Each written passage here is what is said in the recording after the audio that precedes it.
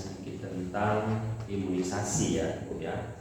Jadi imunisasi ini sangat penting untuk diberikan kepada anak-anak kita agar dia memiliki kekebalan tubuh terhadap penyakit, sehingga nanti diharapkan dia lebih jarang sakit, dan ketika pun kena sakit tidak sampai ke tingkat yang parah sekali seperti itu.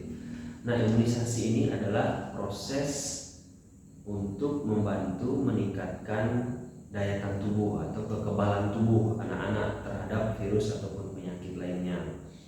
Pemberian imunisasi ini ada beberapa cara yang diberikan. Yang pertama ada yang berupa suntikan, saya disuntik di lengan, ada juga yang suntik di paha, kemudian berupa tetes atau obat tetes, biasanya ada juga pemberiannya seperti itu.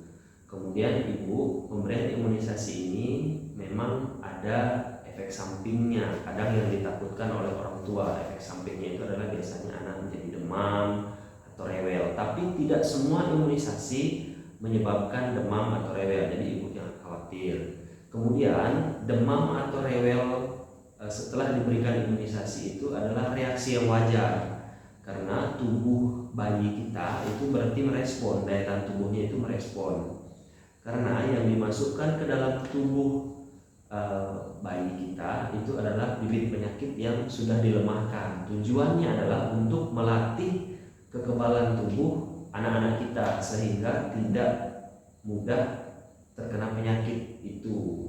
Makanya diberikan imunisasi, tujuannya adalah untuk mengenalkan bibit penyakit yang sudah dilemahkan ini, kemudian akan terbentuk antibodi di dalam tubuh anak ini. Ketika suatu saat dia ketemu dengan virus yang sebenarnya, dia tidak sampai sakit, ataupun kalau memang sampai kena atau sakit, dia tidak sampai ke tingkat yang parah sekali, karena dalam tubuhnya itu sudah ada sistem imunnya. Demam atau rewel anak-anak setelah imunisasi itu adalah reaksi yang wajar, jadi ibu jangan khawatir. Paling lama itu demamnya adalah 1-2 hari saja itu sudah hilang. Jadi ibu-ibu sampaikan ke keluarga di rumah, kepada suami, kepada bapaknya, kepada neneknya, jangan sampai takut setelah imunisasi demam, kenapa demam, panik dan sebagainya. Tidak apa-apa. Jadi nanti setelah imunisasi, ketika ada resiko terjadinya demam, dari petugas kesehatan itu akan memberikan obat. Biasanya diberikan obat sampai di rumah dibelah 4, itu silahkan dikasih. Atau kalau di rumah misalnya punya sirup penurun panas, itu silahkan nanti diberikan kepada anak ketika setelah imunisasi itu ada demam, terjadinya demam seperti itu. Itu reaksi yang wajar dan itu aman nih ya, imunisasi itu aman diberikan kepada anak-anak.